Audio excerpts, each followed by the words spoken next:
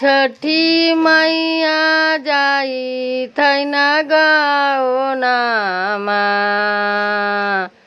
बाबा किए देबुदान बाबा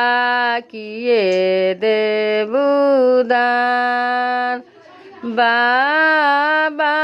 दिहाले चाकुनी हाथिया हाथिया फेंकरैता जाय हाथिया फेंकरैता जाय उजे दादी दियाले लाली रे पर झलकैता जाय डोलिया झलकैता उजे छठी मैया के होई थैन गाओ नामा पापा किए देबुदान पापा किए देबुदान। चल उजे पापा दिहाले धेनु गैया गैया हुकरैता जाय गैया हुकरैता जाय उजे माई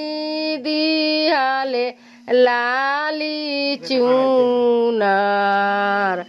चुनर झलकैता जाय देहिया झलकैता जाय उजे छठी माई के होई थैन गाओ नामा